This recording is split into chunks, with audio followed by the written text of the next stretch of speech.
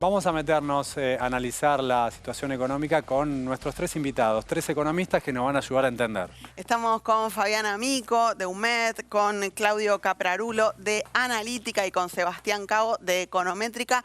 Hola a todos. ¿Cómo les va? Buenas noches. Muchas gracias por estar aquí. Muchas gracias por venir. En un día, bueno, interesante para conversar. Primera lectura de lo que pasó hoy, ya con los números consolidados de cómo reaccionó el mercado, de este 1230. ¿Quién quiere romper el hielo? ¿Nadie? Bueno, a ver, chicos, vamos. Creo que obviamente las expectativas tiraban el precio hacia la baja. O sea, hasta el viernes lo que veíamos era que los analistas decían que el tipo de cambio iba a volar hacia la banda superior, ¿sí? Y la euforia está en que justamente se quedó en la mitad, en 1200, ¿sí? No llegó ni a tocar. No llegó ni, o sea, de 1250 empezó a bajar, ¿sí? Llegó hasta 1190, y ahí se quedó más o menos, y bueno, terminó en 1230 sobre el final de la rueda. Pero creo que está justamente en eso, se tomó con euforia justamente porque el tipo de cambio versus lo que se pronosticaba, ¿sí? Ni siquiera llegó a los 1.300 pesos, ¿sí? Recordemos, si cada vez que nos consultaban, por lo menos cada vez que me consultaban a mí, me decían, si salimos del cepo el dólar se dispara, se va a ir. No, no pasó nada de eso, ¿sí? Se quedó mucho más bajo de lo que estaba en el mercado libre, ¿sí? Obviamente quedó arriba del tipo de cambio oficial, pero respecto al dólar libre, que es el que cualquiera podía conseguir hasta el viernes, ¿sí? Quedó muy abajo, ¿sí? Un 10% abajo. Creo que eso es importante remarcarlo. Claudio, ¿una primera lectura? Sí, me parece que todavía es temprano, ¿no? Fue el primer día de este nuevo esquema. El cepo se desarmó parcialmente, las empresas no pueden dolarizar su liquidez en pesos, eso me parece que no es un dato menor. Por otro lado, dólar ahorro, gran parte de las familias muchas veces paga, ya estamos a casi mitad de abril, termina de hacer sus pagos y lo mete en un plazo fijo o se dolarizaba a través del dólar MEP. Entonces me parece que fue una buena jornada para el gobierno. No me parece que todavía estemos para decir este es el tipo de cambio, acá se encontró un equilibrio, se puede seguir modificando. Esto va a ser un poco las próximas semanas, medio día a día. Fabián, ¿da para cantar Mandril, decime que se siente a ese nivel? Parece que sí. De hecho, Sí, bueno, lo está haciendo el presidente. hay gente que canta, digamos. ¿La euforia está justificada? No, yo coincido en que esto es como en una pelea, es el primer round de una pelea, un round de estudio, donde está todo el mundo viendo a ver cómo se mueven las cosas. Y esto es todo un proceso, hay que darle por lo menos una semana o dos.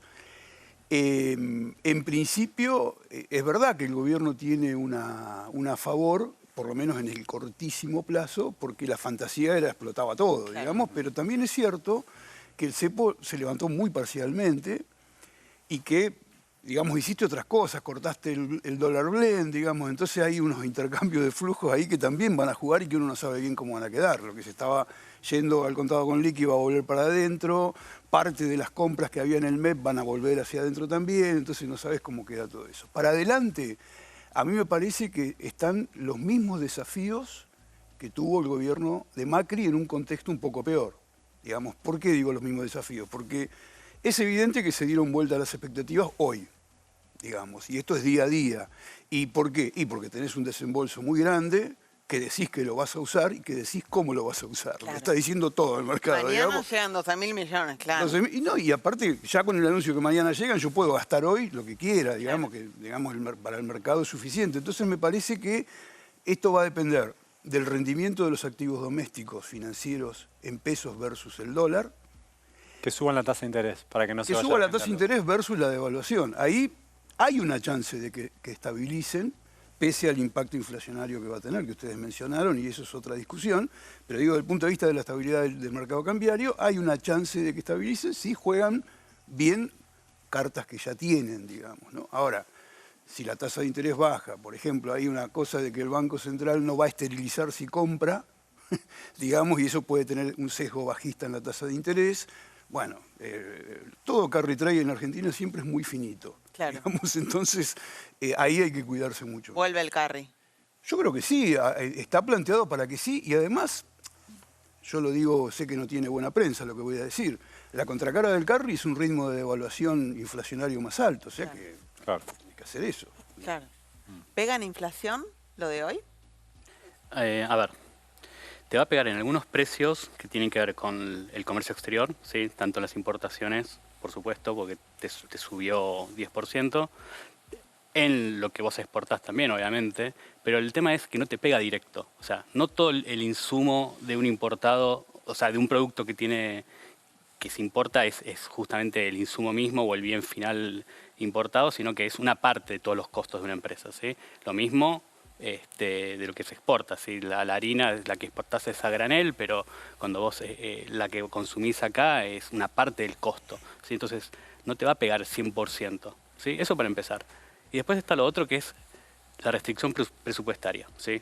Me subió, no sé, la harina, el pan, lo que sea. Bueno, ok, ese bien sí en la canasta te va a subir, pero no significa que todos los precios suban. ¿Por qué? Porque voy a tener que consumir, voy a tener que destinar más ingresos a consumir pan o lo que sea y voy a tener que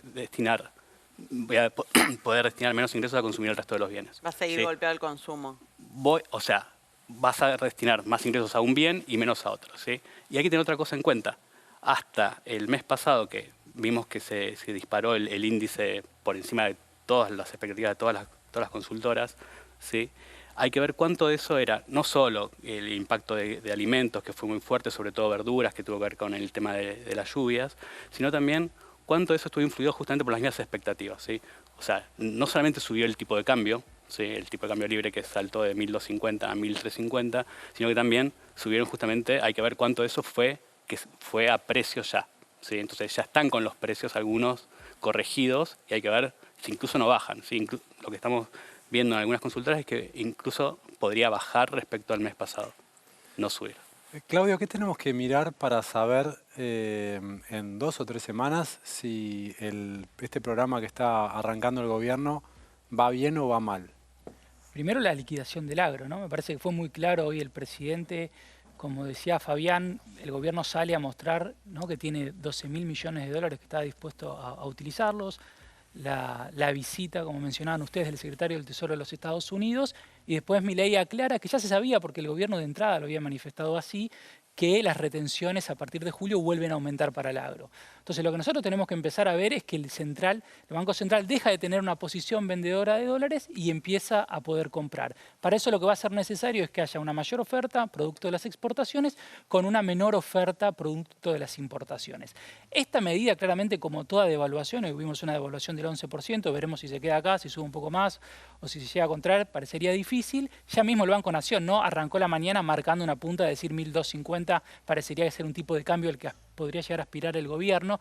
No creo que inocentemente haya arrancado el Banco Nación con esa cotización. No, de hecho el gobierno estuvo diciendo todo el fin de semana 1.200. Para nosotros es 1.200. Es el tipo de cambio con el que se sienten cómodos. Bueno, lo que quiero decir con esto es, va a haber un traspaso a precios y es una medida que también lo que busca es que caigan las importaciones, y para que caigan las importaciones lo que tienen que bajar son las expectativas de una devaluación futura, pero al mismo tiempo también el consumo. Esto es una medida recesiva en el corto plazo. Veremos si ayuda, porque recordemos que desde el principio de año el gobierno no logra controlar o poder perforar sus expectativas de inflación, que eran por debajo de un 2% para esta altura del año. Bueno, veremos si con esto que logra, el mercado le está creyendo al gobierno, por lo que mencionábamos previamente, de que va a tener los dólares y que no va a llegar a octubre con la lengua afuera. Si da vuelta a las expectativas, puede ser que tengamos 2 o 3 meses de una aceleración en la inflación y después vuelva a converger o vuelva a descender. Creo que ahí va a estar el éxito, ¿no?, del programa. Bien, bueno, inflación entonces, el gran tema a mirar. ¿Vos coincidís con Claudio en el sentido de que va a haber traspaso a precios? Sí, sí, sí. Acá, a ver, hay una discusión respecto de lo que se llama el pass-through en economía, porque en otras economías menos inflacionarias el traspaso a precios suele ser menor. Lo que no se dice muchas veces es que ese traspaso a precios es menor porque hay efectos de segunda ronda menores, que son básicamente que los salarios no ajustan. Entonces, vos tenés 2 problemas. Si el traspaso es alto, vas a tener más inflación y eso va a generar una serie de problemas. Pero si el traspaso es muy bajo, puede significar que hay una caída del salario real muy importante. Y eso puede tener algún efecto político para el gobierno, claro, en este periodo, digamos. Electoral, sí, claro. Electoral, y va a tener un efecto en el tema del consumo. De hecho, me llamó la atención que en el staff report del fondo, entre varias cosas que le piden al gobierno de Javier Milei, es ojo con el nivel de salarios en dólares, porque estás en nivel de salarios en dólares de 2018. Claro, así visto puede sonar positivo para los trabajadores, pero lo que pasa es que los precios están caros en dólares. Sí, además hay un tema raro que ocurrió en Argentina. Parte de la apreciación cambiaria que hubo en los últimos meses, particularmente el año pasado, tuvo mucho que ver con un aumento muy grande de los precios regulados. Los precios regulados por el gobierno no son ni costos salariales, ni son precios de los transables. Entonces vos ahí tenés un problema en las dos puntas, que es básicamente tuviste un proceso inflacionario liderado por precios regulados por el gobierno que provoca que algunos transables tengan baja rentabilidad y que los salarios estén aplastados, digamos. Entonces, es un problema difícil de resolver con el tipo de cambio. Claro. Dicho de paso, perdóname y lo digo rápido, fíjate que todo el mundo está hablando de la posibilidad de una estabilización y nadie está hablando del tipo de cambio real. O sea que lo del atraso cambiario era algo sospechoso también. Yo no estoy diciendo con esto que, digamos, que vos podés atrasar el tipo de cambio en términos reales todo lo que quieras. Pero, evidentemente, la estabilidad tiene que ver más con el tipo de cambio nominal, con la disponibilidad de dólares que hay en el Banco Central, que con otras variables tan fundamentales, digamos, ¿no? Porque, evidentemente, se está abriendo una chance de estabilización en un nivel de tipo de cambio real que hace 2 semanas atrás todo el mundo juzgaba como de catástrofe. Claro. Yo iba a preguntar eso, Fabián. Todo el mundo decía el dólar está atrasado. Ahora el gobierno lo corrigió un 12%. Aquellos que criticaban el valor del dólar o el dólar atrasado, hoy deberían decir, ahora está bien, ahora va a tener efecto positivo esta devaluación. ¿Cómo lo ves, Sebastián, eso? Bueno, a ver, yo era de los que decían no está atrasado, en todo caso está ligeramente atrasado en este 15% que era la brecha entre el libre y el oficial. ¿Sí? Bueno, hoy quedó más o menos demostrado que el nivel de atraso en todo caso era ese. ¿Sí? Si recordamos, el gobierno anterior tenía un atraso de hasta 200%, o sea, el tipo de cambio estaba en 300 y algo y el tipo de cambio sí volaba el libre con todas las restricciones, con todas las regulaciones, con todo, igual con la intervención también, con todo volaba 200% arriba. Entonces, había un ligero atraso, si querés, sí, marcado por la brecha. Hoy ya, igual ya no hay brecha, así que, o sea, o es mínima, porque todavía quedan los tipos de cambio paralelos, para las empresas siguen estando las restricciones, pero igual acceden al tipo de cambio ya libre, ¿sí? Tienen restricciones para generar activos externos, o sea, para generar atesoramiento, tienen restricciones para girar utilidades anteriores a 2025, pero acceden al mismo tipo de cambio libre que cualquier otro agente. Entonces, no, básicamente el tipo de cambio ahora quedó libre, no hay atraso, tendría que haber una intervención en la tasa de interés para que puedas hablar de algo por el estilo, pero no, hoy ni siquiera hubo movimientos de tasa de interés impuestos por el Banco Central, así que no, tampoco podemos hablar de atraso en ese sentido. Yo hago un contrapunto porque yo era de los que decía que el tipo de cambio estaba atrasado y para mí era un problema para el gobierno. Siempre es difícil y ahí me parece que es interesante lo que plantea el presidente Milei, que decía, bueno, pero ¿cómo miden ustedes que el tipo de cambio está atrasado? Y tiene razón, ¿no? Porque la economía va cambiando, muchas veces se miran series de los 2000. Ahora, para mí estaba atrasado el tipo de cambio porque claramente vos no podías tener una posición sólida en el Banco Central, seguías teniendo reservas netas negativas y todo el mercado descontaba que iba a ir hacia una devaluación. Ahora bien, ¿se queda corto o no con este 11%?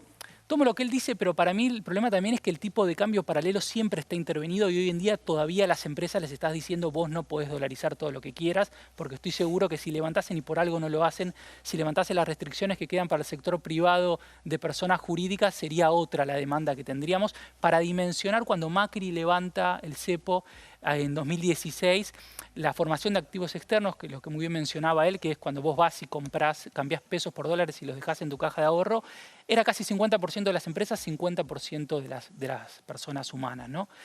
Entonces, ¿hay o no hay atraso cambiario? Lo vamos a definir para mí las próximas semanas. Vamos a ver a dónde se estabiliza. Y no es menor, y tomo algo de lo que estaba manifestando Fabián, que es interesante respecto a los precios relativos.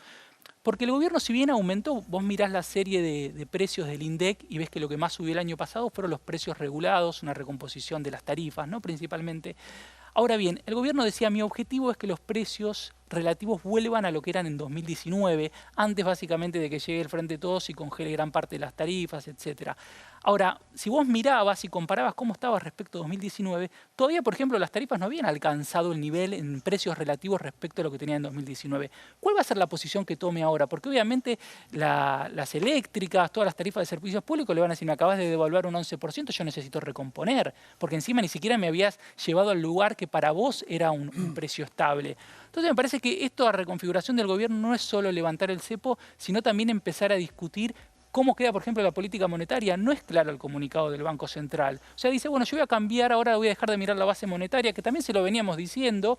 Decíamos, dejá de mirar un poco la base monetaria y mirá los otros agregados que te muestran cuál es la capacidad que hay de pesos de ir contra el dólar, que es ahora lo que toma el gobierno y dice, yo voy a mirar lo que se dice el M2 transaccional, que es básicamente la plata que tenemos en efectivo y disponible en el banco para rápidamente convertirla a dólares.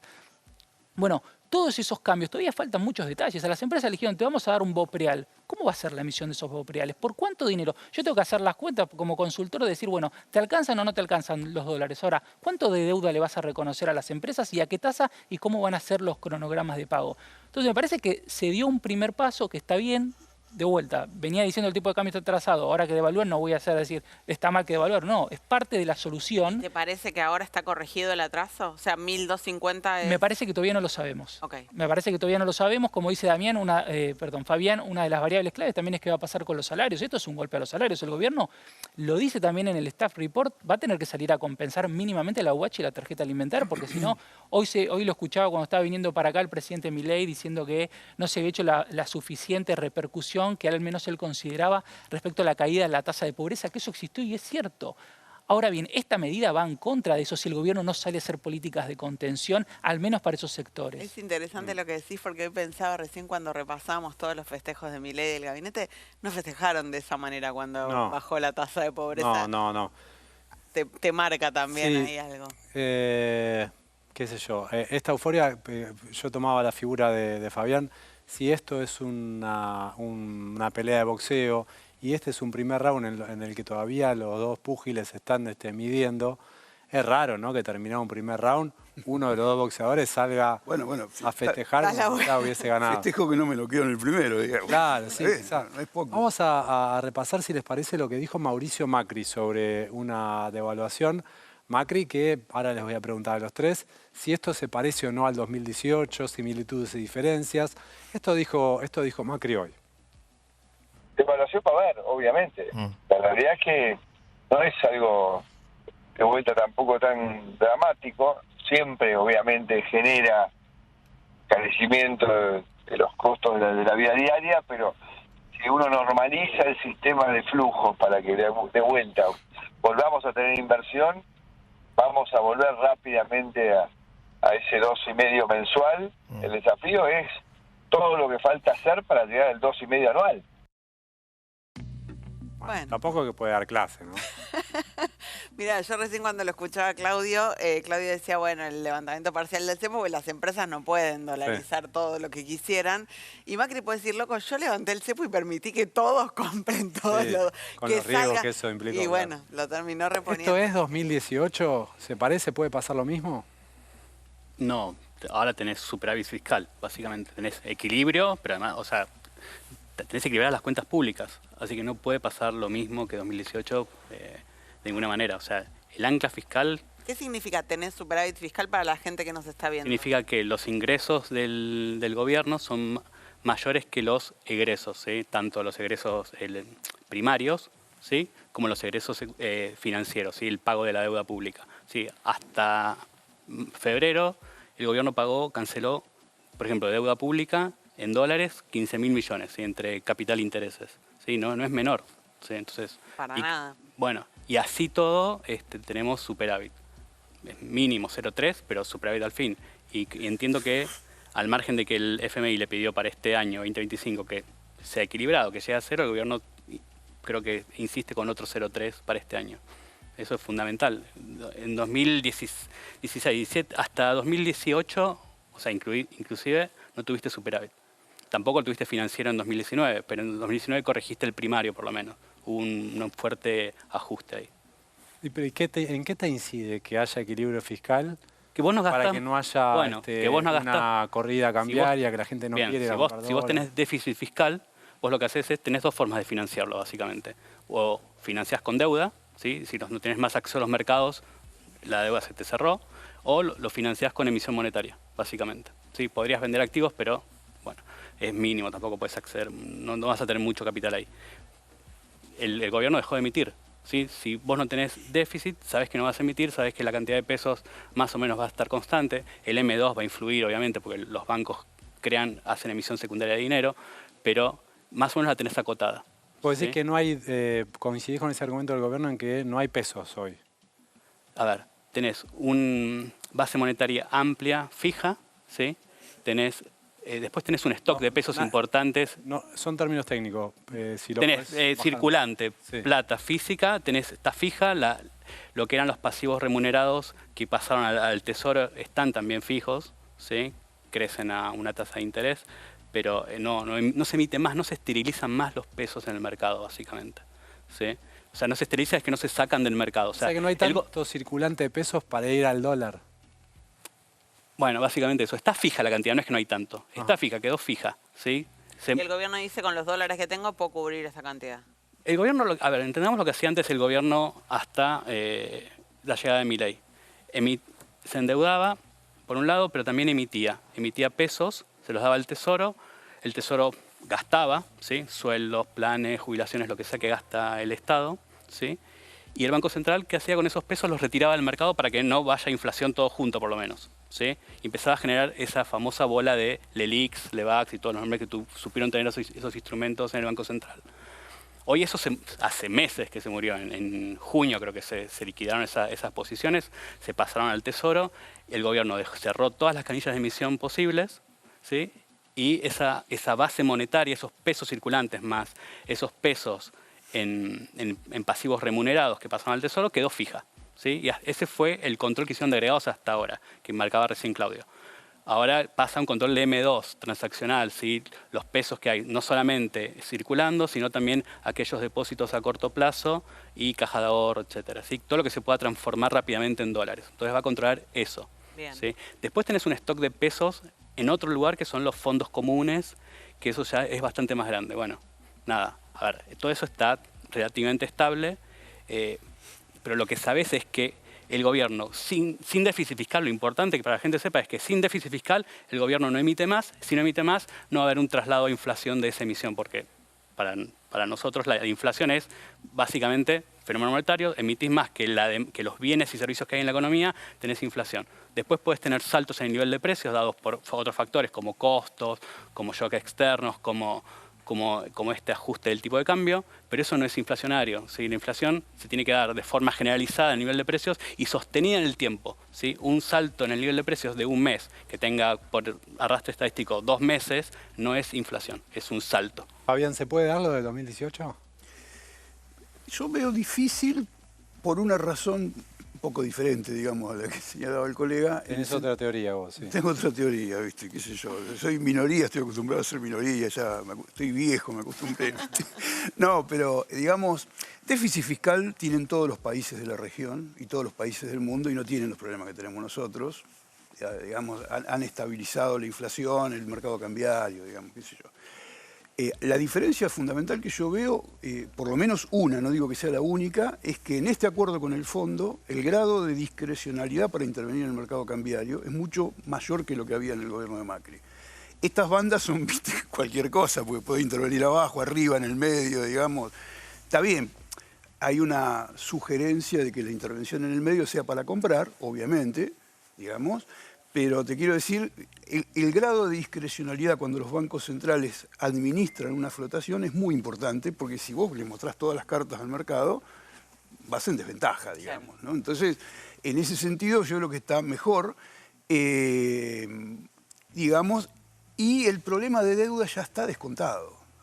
Ahí lo que pasó en el 2018 también fue, hay que recordar la historia, en marzo del 18 se le corta la emisión de deuda a Caputo, de la deuda privada, eso desata, y además el gobierno en ese entonces tomó una decisión en el famoso diciembre, inolvidable diciembre del 17, diciendo vamos a bajar las tasas en contra de Sturzenegger y vamos a ir a un tipo de cambio un poco más alto. Todo ese combo terminó en lo que ya sabemos, ¿no? Se sumó también cuestiones externas, digamos, qué sé yo. Acá, insisto, primer round, estamos bien, digamos, pero falta, digamos. Pero es difícil que, te lo voy a decir en términos muy coloquiales, se fumen la guita del fondo para sostener el precio del dólar barato. ¿Pasó alguna vez eso? Siempre. Pasó. Bueno, no me pongas así. No, digo, acá yo no descarto nada. Ok. Yo no descarto nada. De más, no hago pronósticos, ya me curé de salud, digamos, no. Claro, no descarto nada. Pero digo, tienen una posibilidad, yo creo que hay una posibilidad de que estabilicen esto. Yo soy contrario a la política económica general de Milei, pero tampoco soy tonto. Digo, hay una posibilidad de que si hacen ciertas cosas, esto lo pueden estabilizar.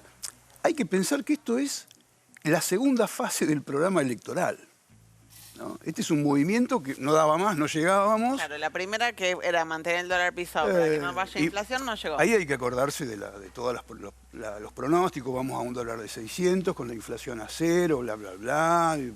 No hay pesos. Bueno, parece que había pesos, digamos. Qué sé yo, perdemos reserva, vamos con el fondo. Ahora cuando vamos con el fondo, vamos a mover la banda 1%. O sea, si estabilizan, es un programa electoral. Después de las elecciones, como siempre pasa con todos los gobiernos, vamos a ver qué hacemos, digamos, eso es otra cosa. Claudio, la deja picando Fabián la pregunta. ¿Le puede salir bien a Milei? Sí, tiene todo dado para que le salga bien, ¿no? Y sumo dos cosas respecto, me parece, a 2018. Creo que es un gobierno bastante más pragmático a la hora de hacer política económica. Después tiene que hacer saltos en el aire para explicar, ¿no?, algunas cosas y corre la discusión en lo discursivo, pero en lo práctico me parece que son bastante más pragmáticos. Otra cosa hubiese pasado si Macri decidía poner el cepo apenas va al fondo en vez de esperar hacerlo en 2019 con toda la polémica que hubo hoy con la CUNSA, ¿no?, etcétera. Su último ministro de Economía, que también llegó al final y no había mucho más para hacer que eso, me parece. Me parece que es un gobierno más pragmático. Sumo algo más a lo que mencionaban los colegas. Tenés una economía más chica. El salario real de 2018 cayó casi un 20% el salario privado registrado. Digo, es otra economía, no es la economía que tenías en 2018. Digo, ojalá volviésemos a tener la economía que tenías en 2018, fines de 2017. Recordemos que 2017 fue el mejor año de Macri. Crecían los salarios, crecía la economía, había ganado las elecciones legislativas, ¿no? Parecía que era fácil la reelección para el gobierno. Y digo, vuelvo, si querés, perdóname, Gabriela, tu pregunta. Me parece que es un gobierno más pragmático, que tiene 12.000 millones de dólares, que no levantó completamente el cepo.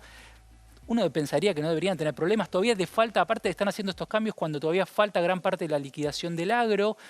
Creo que lo que sí te empioja bastante la situación y quedó todo un poco disfrazado, obviamente, o al menos, perdón, la palabra no es disfrazado, pero un poco minimizado por los anuncios y lógicamente es lo que está pasando en el resto del mundo. Digo, el precio del petróleo se desploma, la soja está en valores muy bajos, digo, eso también es muy difícil. Puede complicar. Exactamente, entonces el gobierno también notaba lo que ustedes mencionaban al principio respecto de la reacción del agro con Milei marcando la cancha, diciéndole muchachos salgan a liquidar ahora porque miren que en julio les subo. También el agro lo que le va a decir es, vos te fijaste cuánto está la tonelada de soja respecto a lo que estaba respecto a hace un año y cómo queda mi rentabilidad.